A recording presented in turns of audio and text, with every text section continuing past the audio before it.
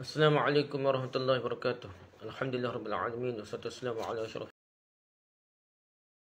anbiya'i wal mursalin sayyidina Muhammad wa ala alihi wa sahbihi ajma'in. Rabbi shrah li sadri wa yassir li amri wa hlul 'uqdatam min lisani yafqahu qawli. Amin. Kita sama balik kitab kita ni Fadail Sadaqat, Fadilah Sedekah, kelebihan-kelebihan sedekah. Oleh Syekhul Hadis Hadrat Maulana Muhammad Zakaria rahmatullah alaih. Kita sama balik dah. Ayat Quran ke-35 lah. Auzubillahi minasyaitonir rajim.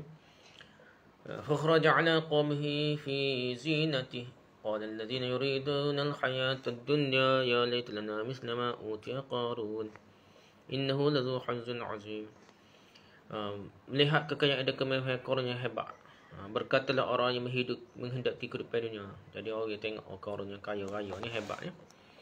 Adalah pokok kaum Nabi Musa ni berasa dia hendak kehidupan dunia nak serupa dengan Qarun lah. Moga-moga kiranya kita mempunyai seperti apa yang telah diberikan kepada Qarun. Gitu. Sesungguhnya ia benar-benar mempunyai keberuntungan yang besar dah. Ya latana mislama utiya Qarun innahu lazu hazin azim. Sesungguhnya ia benar-benar mempunyai keberuntungan yang besar. Surah Qasas 79. Orang yang cinta dunia ni berasa nak supaya jadi macam Qarun lah. Bercita-cita nak supaya jadi macam Qarun lah. Peristiwa Qarun yang memberi pengajaran telah diceritakan secara terperinci pada fasa kelima sebelum ni yang kita bincang dalam jilid pertama. Jilid kedua dalam versi bahasa Melayu mengenai celaan terhadap tidak menunaikan zakat di keterangan ayat nombor 3.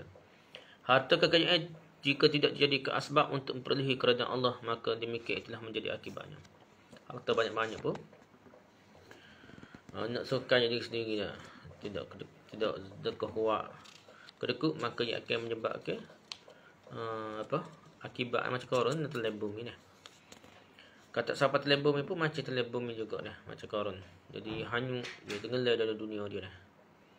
Macam kena tanya ke Qarun, macam Qarun terlebur ni, orang ni pun terlebur ke dunia menyebabkan dia ni tidak boleh nak guna untuk kebaikan. Seterusnya dah.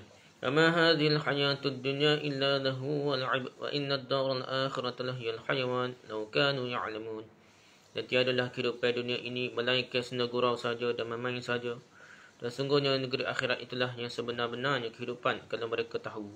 Soalan Kabut ayat 44. يعلمون ظاهرا من الحياة الدنيا وهم عن الآخرة هم غافلون. Mereka hanya mengetahui perkara yang zahir, yang nyata dari kehidupan dunia saja. Waktu je nampak, waktu je nak dah. Dan mereka berusaha lagi dan lagi untuk mencapai matlamat duniawi. Sama ada boleh tak boleh pun, dia usaha lagi dah. Dan mereka tidak pernah ingat hendak mengambil tahu tentang negeri hari akhirat. Jadi tidak bertamak-tamak dan untuk mengejar ganjaran di akhirat dan tidak takut akan azab Allah SWT. Surah Rum ayat 7. Wa ma'anil akhiratuhum ghafilun. Dia nampak dunia je, duk kejar. Ada hak boleh, ada setengah tu tak boleh dah.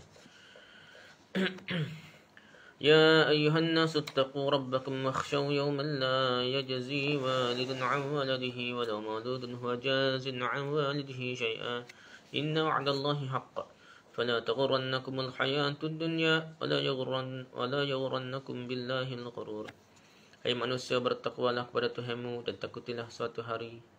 Dan pada hari itu seorang bapa tidak dapat menolong anaknya, dan seorang anak tidak dapat pula menolong bapaknya sedikit pun. Sesungguhnya janji Allah adalah benar. Maka janganlah sekali-kali kehidupan dunia memperdayakan kamu sehingga kesibukannya melupakan kamu mengenai akhirat. Dan jangan pula penipu syaitan memperdayakan kamu mengenai taat pada Allah. Jangan terpengaruh dengan tipu dayanya, kamu menjadi tidak takut akan azab Allah Ta'ala. Dan mula menganggap bahawa kamu tidak akan diazab oleh Allah walaupun kamu hidup dengan maksiat. Surah Al-Qamar ayat 33.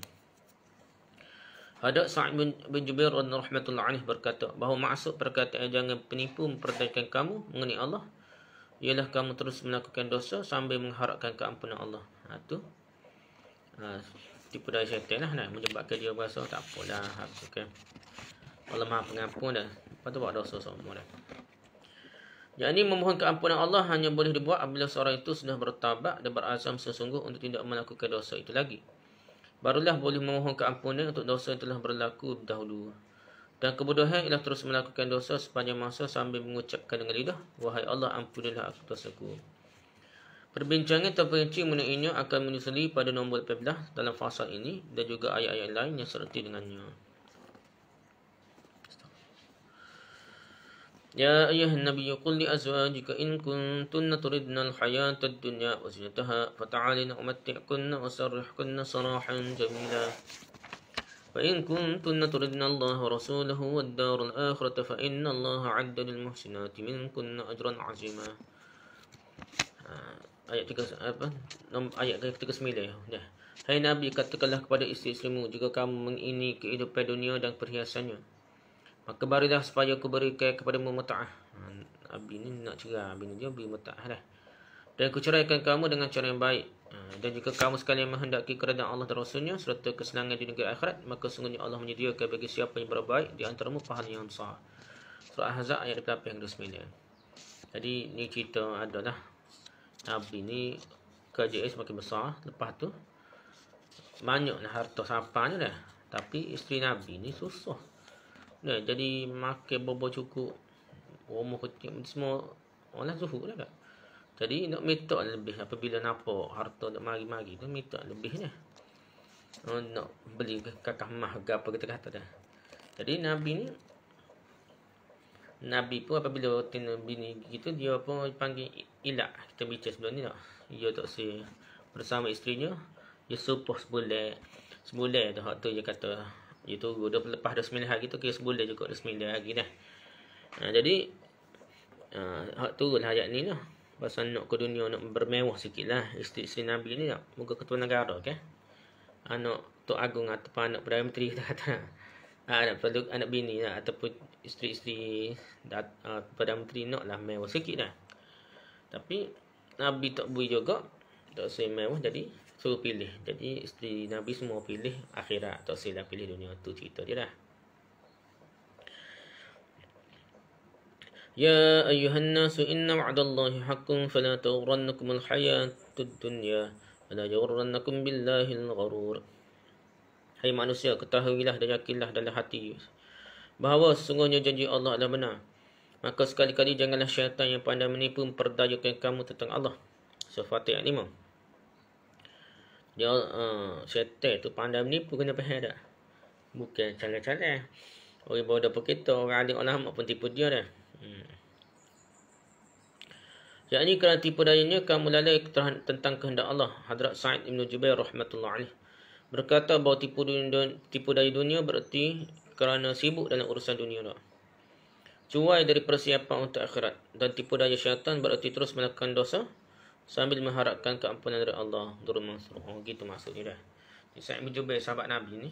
Bukan sahabat Nabi ni tak. Seorang tabi'in ke apanya. Jadi Sa'id bin Jubair ni kata bahawa tipu daya dunia ni sibuk urusan dunia. Tak ada nak buat amal ibadah ke apa tu. Dunia tipu kita dah. Syaitan tipu pula bukan gitu. Ini tipu nak dengan kita buat dosa tapi mengharapkan keampunan Allah. Tak apa, Allah pengampun. Allah pengampun dah. Dia pun terus menerus melakukan dosa. Semakin besar jadi dosa, semakin payah diampunkan oleh Allah lah. Secara asasnya jadi kita tipu daya syaitan kata sini. Buat dosa sambil harap keampunan Allah. Itu tipu daya syaitan. Ya qawmi innama hadhil hayatud dunya mata'u wa innal akhirata hiya darul qarar. Orang beriman dari keluarga Fir'aun yang telah menyembunyikan keimanannya telah menasihati kaumnya. Hai kaumku, sesungguhnya kehidupan dunia ini adalah kesenangan sementara sahaja dan sesungguhnya akhirat itulah negeri yang kekal. Hadhil hayatud dunya mata', kesenangan sementara, wa innal akhirata hiya darul qarar. Sesungguhnya akhirat itulah negeri yang kekal. Ada keluarga anak beranak Fir'aun menasihat kepada Fir'aun. Ada jugalah, bukan kaum Nabi Musa saja. Anak beranak Fir'aun, anak beranak Raja Fir'aun apa ada beriman kepada Nabi Musa dah. Man kana yuridu harsal akhirati nazid lahu fi harsih wa man kana yuridu harsad dunya nu'tihi minha ma lahu fil akhirati min nasib. Sesiapa yang menghendaki keuntungan dalam hasil tanaman di akhirat, yakni seperti petani dia melakukan semua usaha dengan sungguh-sungguh atas iman dan amal soleh, akan kami tambah keuntungan itu baginya Dan bersiapa menghendaki keuntungan di dunia dan segala gerak-gerinya bertujuan dunia saja, tidak ada baginya satu bahagia pun di negeri akhirat.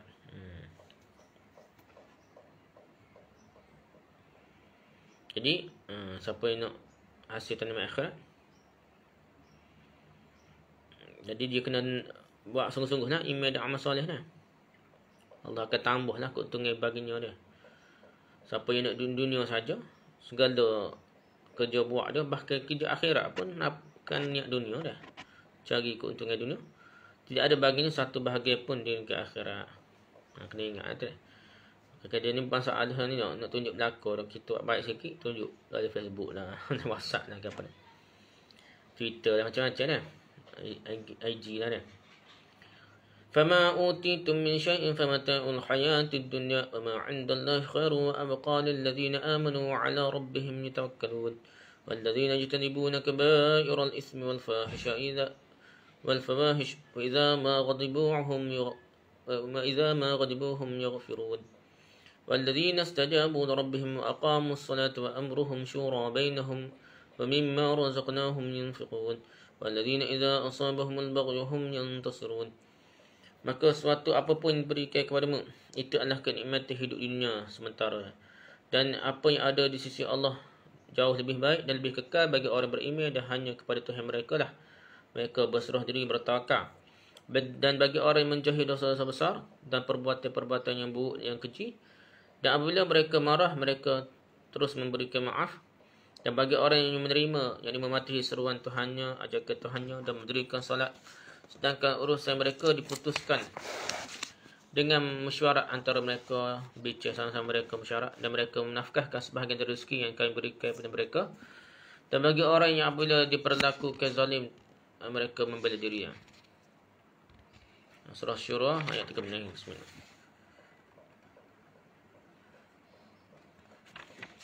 Itulah dah. Wa rahmatu rabbika khairum mimma yajma'un. Dan rahmat Tuhanmu jauh lebih baik dari apa yang mereka kumpulkan daripada perkara dunia. Surah Zukhruf ayat 32. Selepas itu telah dibincangkan beberapa perkara sebagai sebab punca kemewahan, kesenangan dan perhiasan duniawi. Kemudian firman Allah Ta'ala, wa in kullu dhalika lamma mata'ul hayatid dunya wal akhiratu 'inda rabbika lil muttaqin. Dan kami buatkan pula perhiasan-perhiasan dari emas dan untuk mereka, dan semuanya itu dan lain hanyalah kesenangan kehidupan dunia. Mata'ul hayatid dunya, kesenangan kehidupan dunia yang sementara. Dan kehidupan akhirat itu di sisi Tuhanmu adalah bagi orang bertakwa. Surah Az-Zukhruf ayat 35. وَمَا خَلَقْتُ الْجِنَّ وَالْإِنسَ إِلَّا لِيَعْبُدُونَ مَا أُرِيدُ مِنْهُمْ مِنْ رِزْقٍ وَمَا أُرِيدُ أَن يُطْعِمُونِ إِنَّ اللَّهَ هُوَ الرَّزَّاقُ ذُو الْقُوَّةِ الْمَتِينُ. Dan aku tidak menciptakan jin dan manusia melainkan supaya mereka beribadat kepadaku. Aku tidak menghendaki rezeki sedikit pun dari mereka, dan aku tidak menghendaki mereka memberi aku makan. Sesungguhnya Allah, dialah yang maha memberi rezeki dan punya kekuatan yang lagi sangat kukuh. Surah Az-Zariyat ayat 5 hingga 58. I'lamu annama al-hayatud dunya la'ibun wa lahu wa zinatun wa tafakhurun bainakum wa takathurun fil amwali wal awlad kama sadaqasun a'jabal kuffar nabatuhu thumma yahidu fatarahu musfarran thumma yakunu hutama wa fil akhirati 'adzabun shadidun wa maghfiratun min Allahi wa ridwan wa mal hayatud dunya illa mata'un ghurur sabiqu ila maghfiratin min rabbikum wa jannatin عرضها كعرض السماء والأرض عدت للذين آمنوا بالله ورسله ذلك فضل الله يؤتيه من يشاء والله ذو الفضل العظيم. Ketahuilah bahawa yang dikatakan kehidupan dunia itu tidak lain hanyalah yakni bahawa hidup yang berupa semata-mata permainan dan hiburan yang melalaikan, serta perhiasan yang semakin berkurang mengurangi. Juga bawaan dunia ni gitulah, mula suhu tubik handset baru, kalau lama kau tinggal kereta dah suhu mata kau lama gak bahasa lebek dah sedih berapa bersih hak baru pun model baru tubik, model lama buruk pack gitu dah, tak laku nak jual apa dah, gitulah dunia nah. Juga bawaan hidup yang bertujuan bermegah-megah di antara kamu dengan kelebihan, dengan kekuatan dan bangsa keturunan, nak suhu gitu ya dak bari bisa dah, serta berlumba-lumba membanyakkan harta benda dan anak pinak. Semuanya itu terhad waktunya sementara saja, samalah seperti hujan yang menumbuhkan tanaman yang menghijau subur.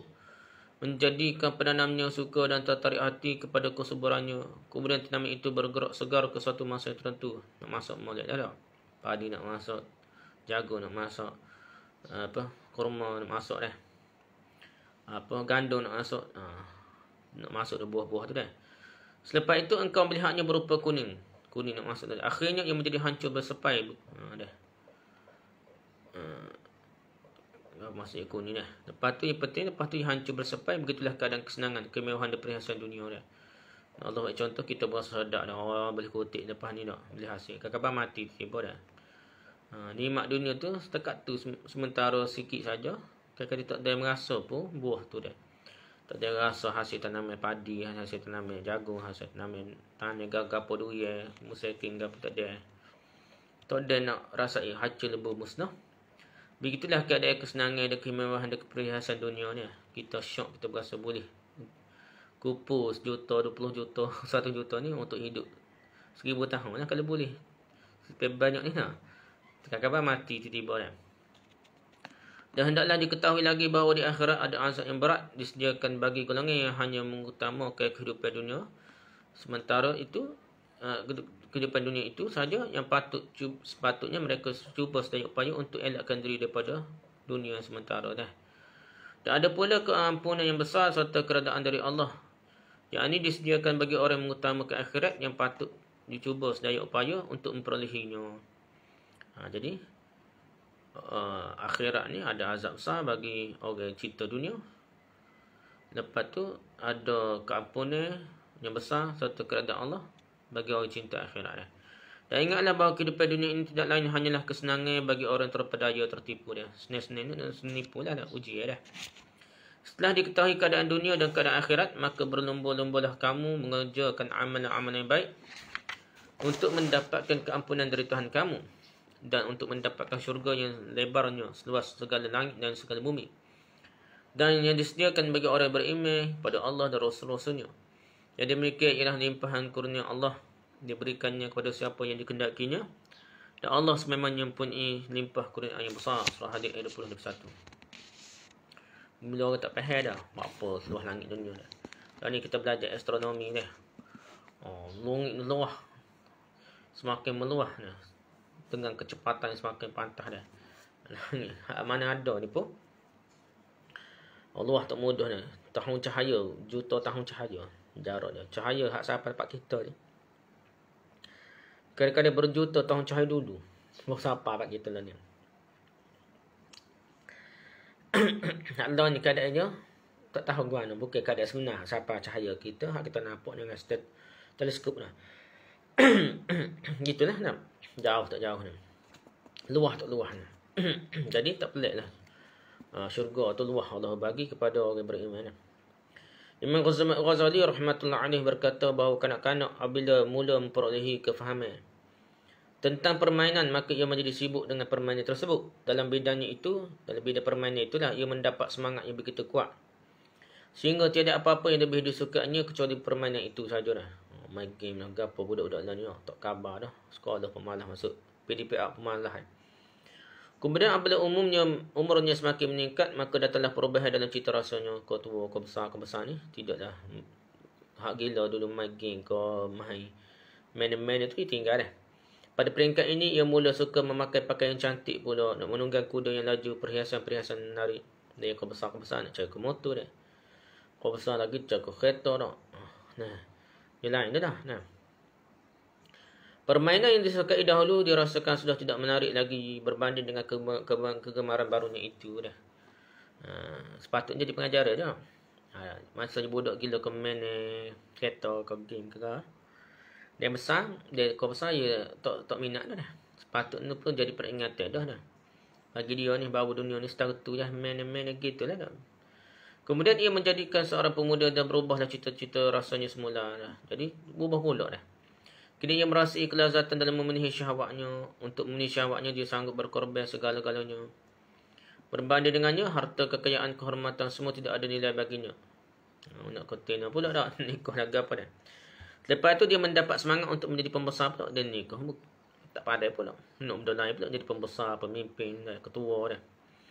Dia ingin menjadi seorang yang terhormat, menjadi seorang pemimpin pula dah. pada peringkat usia ini semangat yang ada mengatasi semangat-semangat yang terdahulu.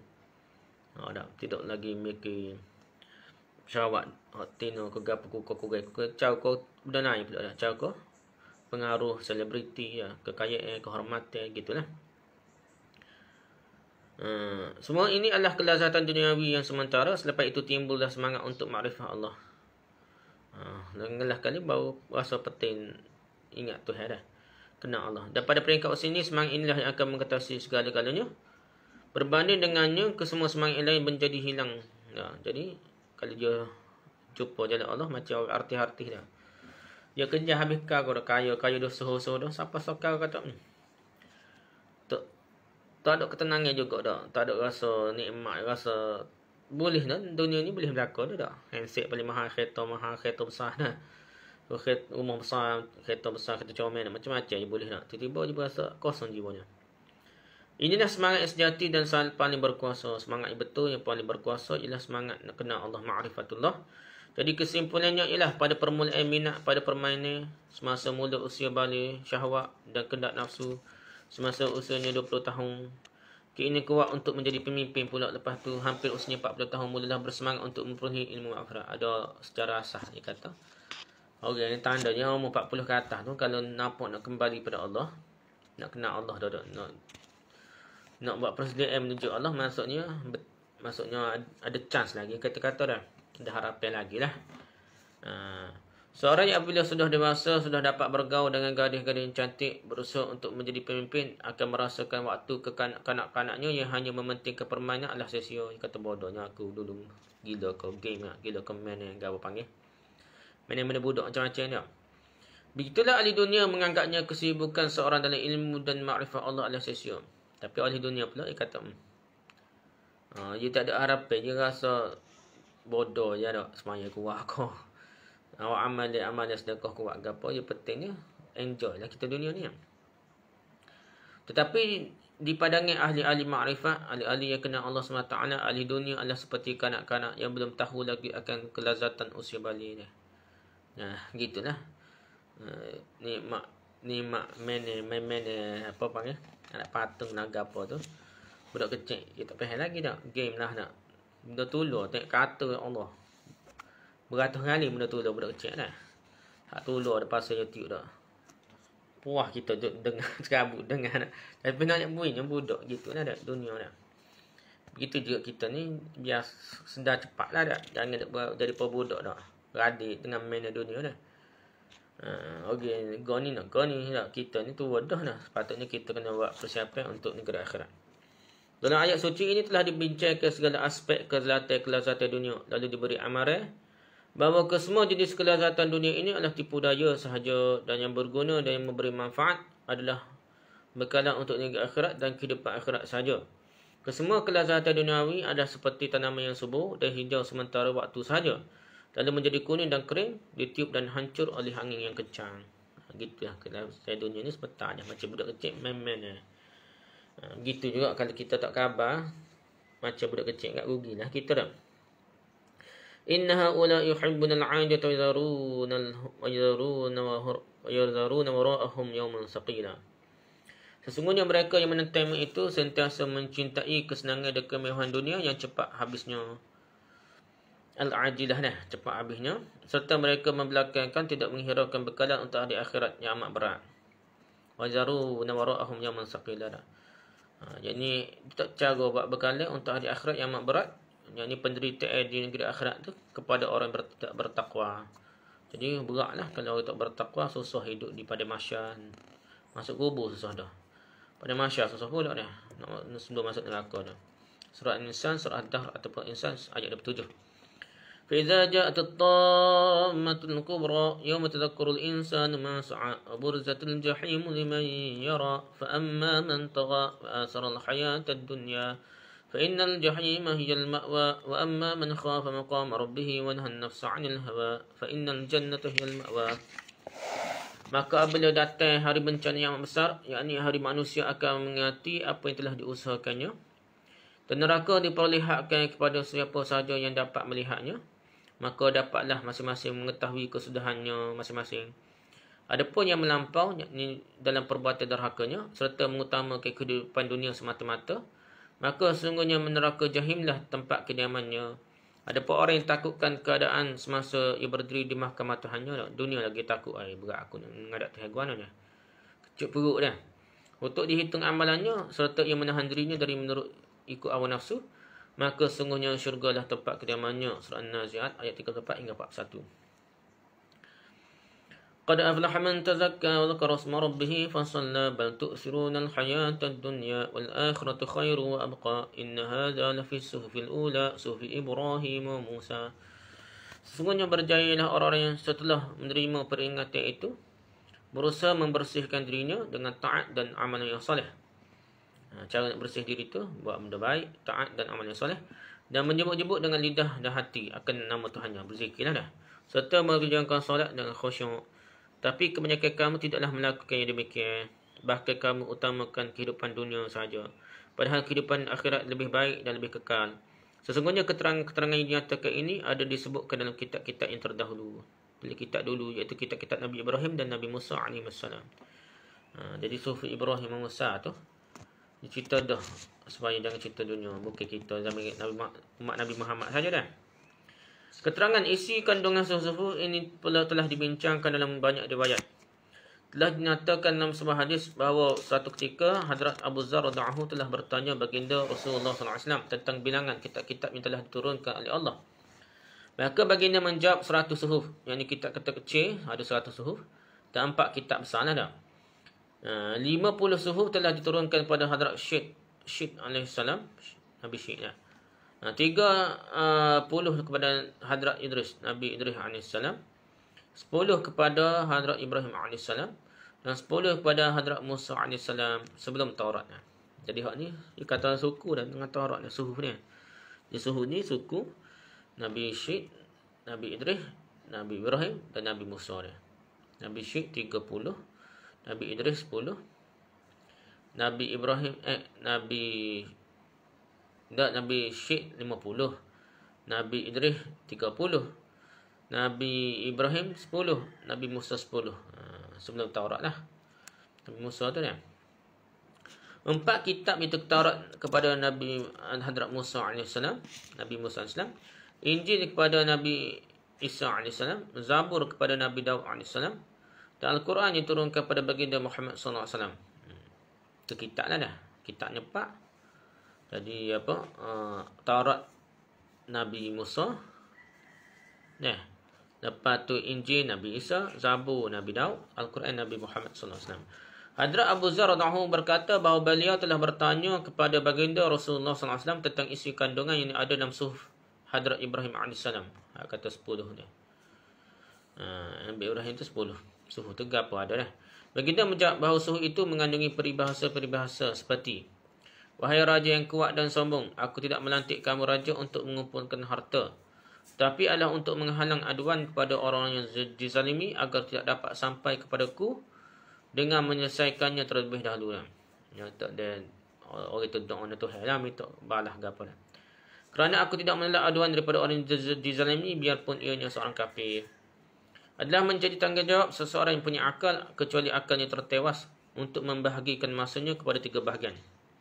Sebahagian untuk beribadat kepada Tuhannya, sebahagian untuk menghisapkan dirinya, iaitu memikirkan betapa lamakah masanya itulah menggunakan untuk mendapatkan kebajikan dan berapa lamakah untuk berbuat dosa. Dan dalam masa itu berapa amalan baik telah ia lakukan dan berapa banyakkah dosanya. Kebajikan diperolehi itu sama ada besar atau kecil, dan dosa yang dilakukannya sama ada besar atau kecil. Dan juga berapa lamakah masanya telah ia menghabiskan sia-sia saja. Ia mikir ada untuk isap dirinya. Dan sebahagian lagi untuk memenuhi keperluan yang halal, yakni makan minum, mencari nafkah dan lain.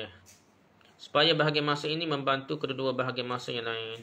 Jadi kerja buat ni boleh bantu masa beribadah, boleh bantu masa bermuhasabah dan menjadi sebab ketenangan dan melapangkan masa untuk urusan di kedua bahagian lain. Kita buat ni, kita cari rezeki ke, boleh gaji ke apa ni, boleh upah ke apa, menyebabkan kita ada masa untuk kita muhasabah, kita mikir dan kita beribadah .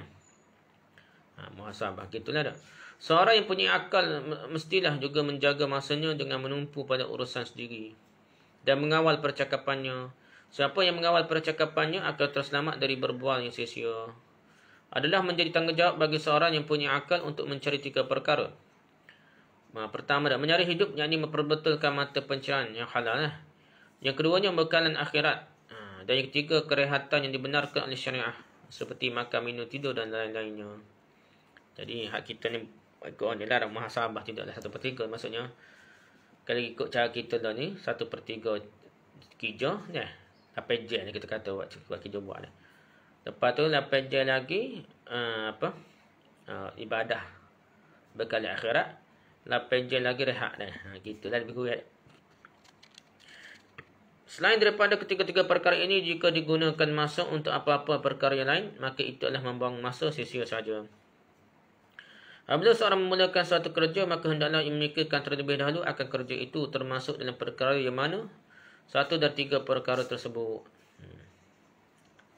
Jadi dia buat kerja apa, kena fikir dah. Adakah perkara yang dia buat tu sama ada cari rezeki yang halal dah, ataupun dia muhasabah ataupun rehat dah, ataupun dia beribadah. Yang dia fikirlah masuk kategori mana dah. Hadrat Abu Dzar radhiyallahu anhu berkata bahawa beliau telah bertanya baginda Rasulullah SAW mengenai isi kandungan suhuf Hadrat Musa AS. Maka baginda telah memberitahu bahawa kesemuanya adalah amaran-amaran yang memberi pengajaran. Contohnya, aku heran melihat keadaan orang yang meyakinkan bahawa ia pasti akan mati, tapi ia merasa gembira dengan sesuatu, yakni sebab mati sentiasa mengikutinya dan boleh menangkapnya bila-bila saja dah. Jadi dia sesuatu dia galitlah dengan dunia dia. Aku heran melihat keadaan orang yang ketawa sedangkan ia yakin bahawa ia pasti akan mati. Aku heran melihat keadaan orang yang sentiasa menyaksikan revolusinya, peperangan agapanya, dan perubahan-perubahan yang sentiasa berlaku di dunia. Contohnya seorang jutawan hari ini menjadi miskin dan minta-minta sekepian roti. Kaya tidak miskin. Seorang banduan di penjara pada hari ini menjadi hakim pada keesokan harinya. Macam-macam terbaliknya. Ada orang jaya, kena jaga terbalik. Dia keluar, dia jadi orang kaya pula perintah pula dah. Lepas tu orang hak sebelum ni zalim, dia pula masuk jaga, tukar-tukar gitu dah. Tapi ia masih mencari kepuasan daripada dunia ini dah. Aku kagum dengan orang yang yakin pada takdir tapi masih berduka cita kerana suatu malapetaka. Benda yang Allah tetapkan, sepatutnya tak perlu sedih lah. Tak perlu tension, tak perlu fikir banyak-banyak ni. Dia nak jadi, Allah tetap dah. Nah, kita nak agama tak boleh buat dah. Takdir Allah belaka dah. Hidup mati, ujian, COVID ke apa ni dah. Kita nak redha lah dah. Kita usaha sekadar yang mampu. Hakikatnya kita serah pada Allah SWT dah. Aku heran dengan orang yang yakin penghisapan pada hari kiamat tapi tidak membuat persiapan dengan amalan yang baik. Sedangkan pada hari itu kesemua hutang sama ada dari segi harta ataupun hutang diri mesti dibayar dengan amalan baik saja. Jika amalan baik sebagai bekal yang tidak mencukupi, maka orang untuk menyelesaikan hutang tersebut mestilah menanggung dosa orang lain. Ini kalau kita buat dosa khianat kau orang lah. Zalim, tipu orang, khianat orang lah. Jadi dosa pahala yang kita buat sedekah kau orang kita khianat dia. Kita katak, kita kutuk, kita fitnah dia lah. Jadi pahala kita ni beri ke dia. Lepas tu apabila dia habis pahala kita dosa dia pula kita tanggung dah. Kalau tak ada usaha tu gak, kau berat dah. Tanggung dosa sajalah gitulah dah.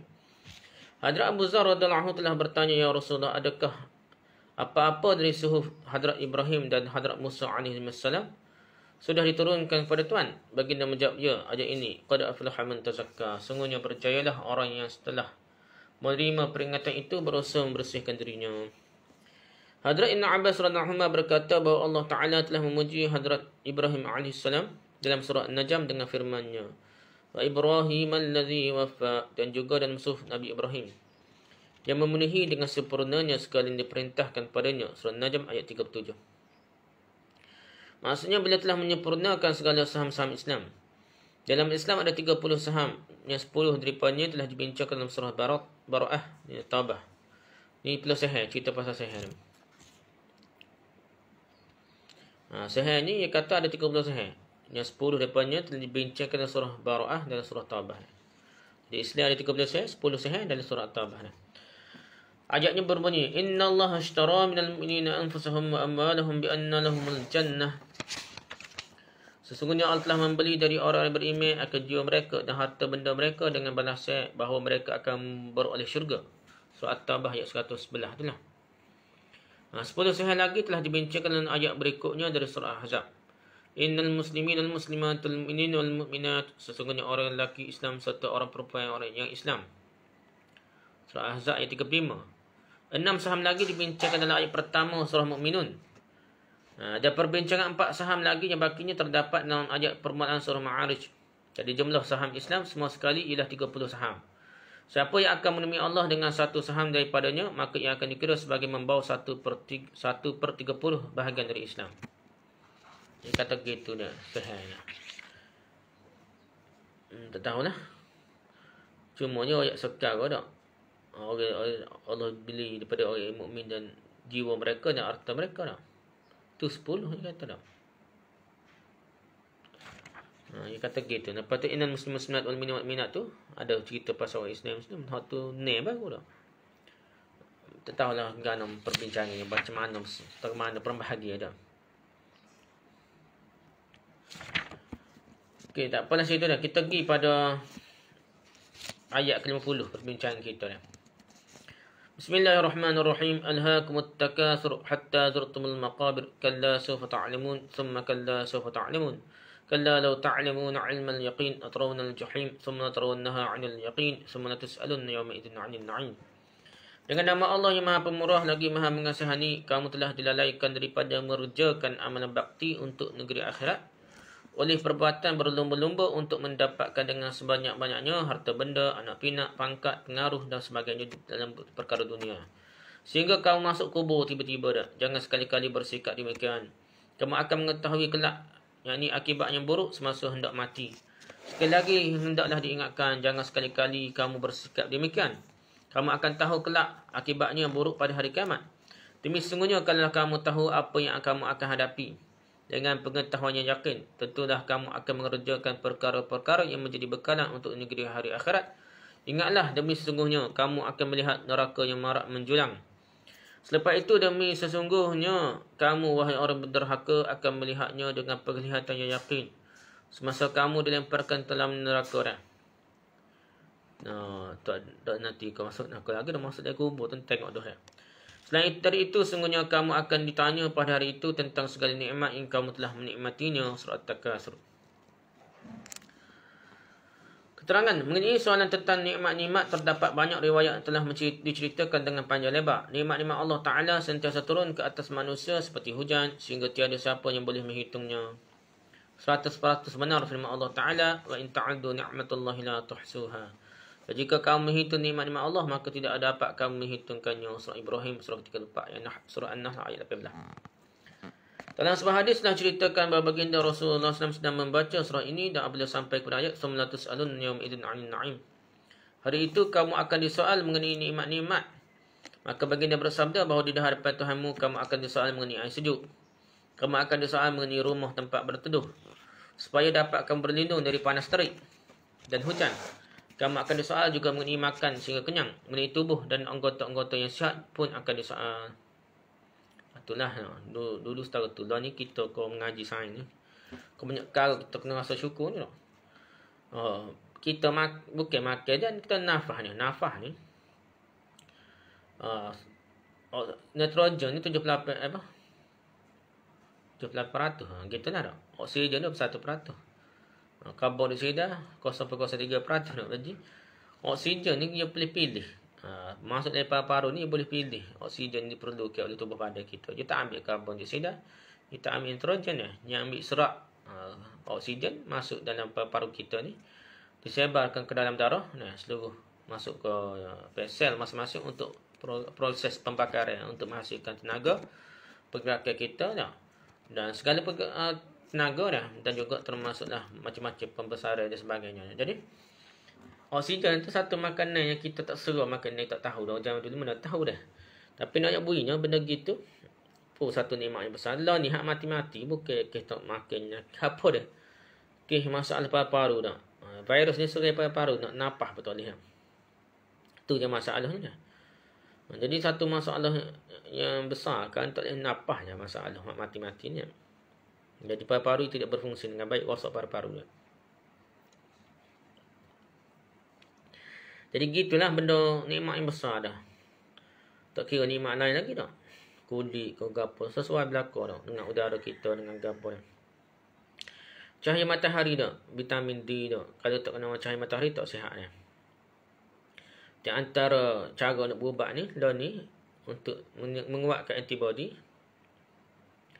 menguatkan paru-paru ke apa organ tubuh ni ialah jemur panah ni, jemur panah. Dia akan jadi lebih kuat antibody kita untuk menghadapi virus ni. Jadi gitulah macam-macam ni. Benda tu akan ditanya berlaku lah. Nah, nikmatnya hebat dah. Kita tak oyak apa. Kita masuk makan ni, oyak perut kita kena terima zat ni. Hak tak perlu tu buat je sebagai tahik, tak payah oyak ke tu ke usus kita, ya automatik dah. Dia pun faham hak ni kena terima, hak ni tak nak terima. Kita masuk udara ke hidung kita tak payah oyak. Ambil oksigen je, jangan ambil nitrogen apa keras. Tak ada oyak dah. Jangan ambil karbon dioksida, ambil oksigen, tak ada oyak apa. Dia faham dalam paru ni, faham pilih hak mana sesuai. Dan selalu kat darah, tak oyak ke darah. Darah kena ambil daripada paru-paru tu oksigen, sebar ke seluruh sel, tak ada oyak apa dah. Jadi darah automatik paru-paru sebar masuk dalam sel darah-darah, pergi ke jantung ke apa, hebat disebar ke seluruh tubuh badan kita. Darah-darah ni menyebarkan oksigen dah. Oksigen tu makanan lah dah untuk proses pembakaran dah. Oksigen campur dengan karbon hak kita makan tu, makanan tu yang akan menghasilkan karbon dioksida dah. Gitulah dah. Semua tu adalah sangat-sangat canggih yang Allah beri nikmat kepada kita dah. Dia kata, yakni aku telah kurniakan kamu dengan tangan, kaki, telinga, hidung dan anggota-anggota yang lain yang sihat. Apakah kamu telah menunaikan hak-haknya? Mengenai tidur renyok pun akan disoal. Tidur satu masalah. Satu nikmat yang besar dah. Tak tidur kat penyakit lalu dah. Making ngawuk zati lah. Macam-macam kalau tak boleh nak tidur dah. Tidur tu satu nikmat. Tidur ni satu proses dah. Ni ada orang geger apa yang kena tidur orang penyakit COVID dah. Dia tidur tu sebenarnya ada cara perubatan tidur dah. Sebabnya tidur tu kadang-kadang tubuh kita ni proses mula dengan lebih baik semasa tidur dah. Pembesaran kegapo sel bangkit semula masa tidur dah. Masa kita tidur tu satu proses yang berlaku banyak perkara dah baik tubuh kita dah. Dan begitu juga kita ditidurkan tu maksudnya dia nak suruh dia nyawa dengan apa alat tu lah dah. Nyawa kat tu dah. Jadi bukan nak suruh mati dah. Pasal kalau dia boleh kawan dengan mesin dan sebagainya lah cara tidur tu. Dia ada kaedah perubatan lah. Tak apalah yang pentingnya bukan penyakit COVID saja, benda-benda lain pun ada. Dia caranya dengan tidur dah untuk berubat.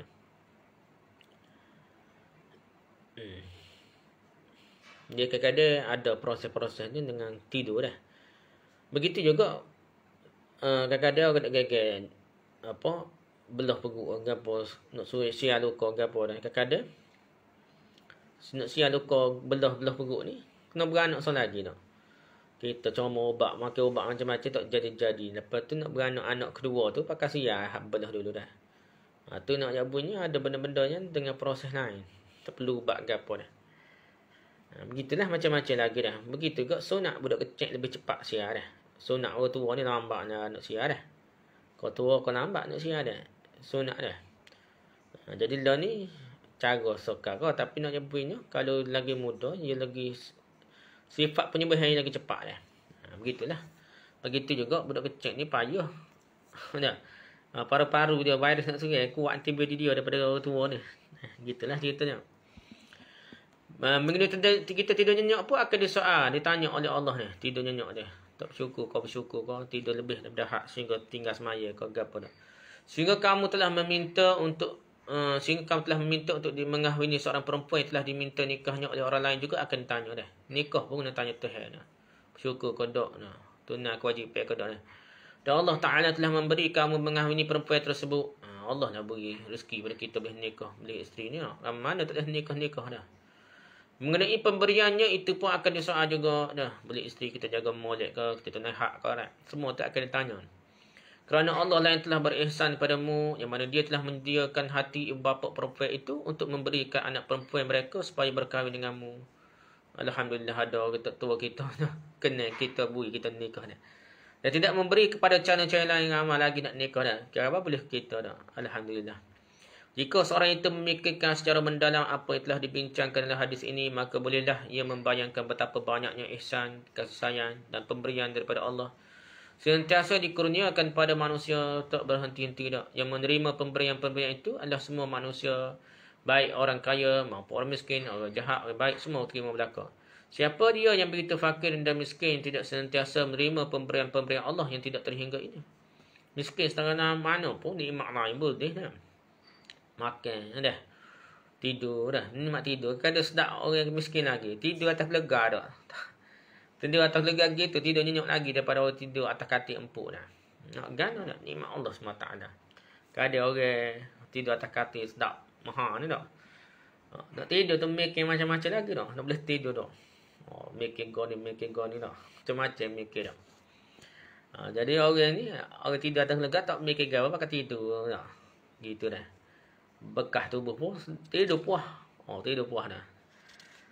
Kesihatan tubuh dan anggota-anggotanya lebih lagi nafas yang sentiasa dinikmati oleh setiap yang bernyawa. Dalam sebuah lagi hadis telah nyatakan bahawa apabila surah tersebut telah turunkan, maka setengah dari sahabat-sahabat radhiyallahu anhum telah berkata dah, ya Rasulullah, nikmat yang mana satu yang telah kita terima? Ada tanya dah. Roti jaga itu pun tidak cukup mengenyangkan, terutama ahli sufah dah. Lapar lah dak. Dia duduk tak ada kerja buat. Lepas tu lah tak ada anak bini ke apa, dak pakai duduk berang masjid ikut orang bui dah nak ngaji Nabi dah. Pondok dah bahasa kita ni. Maka Allah Ta'ala telah menurunkan wahyu, tanyalah kepada mereka, tidakkah kamu memakai kasut? Tidakkah kamu minum air sejuk? Itu pun daripada nikmat-nikmat Allah yang besar dah. Tak kira. Tak oyak lah dah. Tak faham dah. Oksigen ke apa lah. Tapi dah ni kita faham lah. Nikmat pernafasan dah. Ramah hak mati pun tak boleh nafas, tak boleh masuk. Oksigen tak boleh diterima, tak boleh masuk dalam tubuh. Jadi gitulah mati kita. Dari COVID ni. Gitu. Besar nikmat Allah SWT. Nafas pun besar, tak mudah lagi dah. So, kena lain dah. Dalam sebuah hadis telah diberitahu bahawa pada hari kiamat pertama sekali akan ditanya mengenai kesihatan tubuh dan air sejuk yang telah diminum. Dah. Sihat tubuh tu satu nikmat yang besar dah. Bukan kereta, bukan gapo ni. Boleh hidup, boleh sihat tu satu nikmat yang besar dah. Telah diriwayatkan dalam sebuah hadis bahawa nikmat-nikmat yang akan ditanya mengenainya ialah roti yang telah mengenyangkan. Orang dulu lah style roti ke apa dah. Orang India, orang Arab ke apa ni. Kita ni berat nasi lah kita dah. Air sejuk yang telah menghilangkan dahaga dan kain yang telah dipakai untuk menutup aurat. Semua tu akan ditanya dah.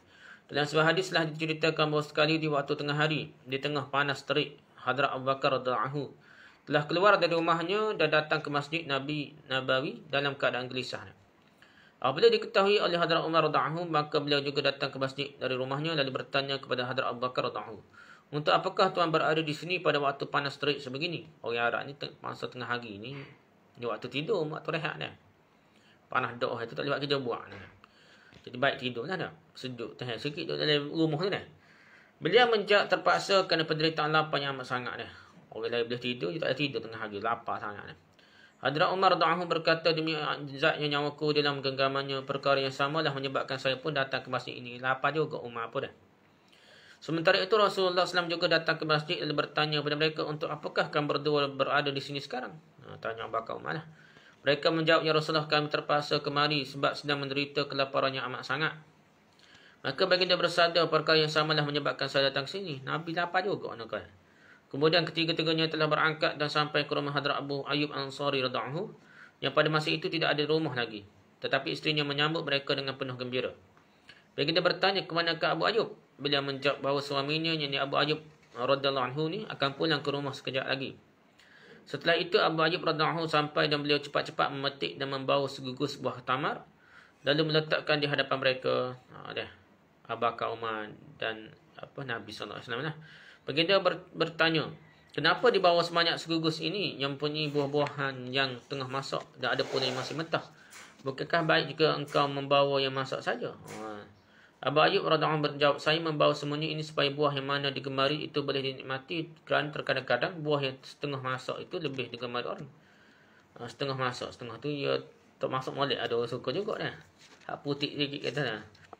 Mereka sedang memakan dari gugus itu buah kurma, sementara Abu Ayyub Ansari radhiyallahu anhu pergi dengan segera menyembelih seekor anak kambing pula. Cari anak kambing sembelih pula dia. Separuh dagingnya digoreng serta separuh lagi dimasak gulai dan dihidangkan di hadapan tetamu yang mulia itu. Dia bersyukurlah sambut Nabi abang mau orang hebat-hebat ni tau. Baginda Rasulullah SAW mengambil sekeping roti dan sedikit daging, kemudian diserah kepada Hadrat Abu Ayyub Ansari radhiyallahu anhu sambil bersabda, makanan ini hendaklah engkau sampai kepada anak kesayangku Fatimah radhiyallahu anha. Nabi ambil sikit daging tu, roti suruh berikan anak dia dah, Fatimah. Kerana sudah berapa hari ia tidak memperolehi apa-apa makanan, anak Nabi pun tak ada makanan juga dah. Beliau dengan segera pergi menyampaikannya kepada Hadrat Fatimah radhiyallahu anha. Kemudian mereka memakan roti dan daging. Lantas baginda bersabda, kami dah makan begitu banyak nikmat Allah, roti, daging, beraneka jenis buah tamat ini, yang muda, yang tengah masak dan yang tua.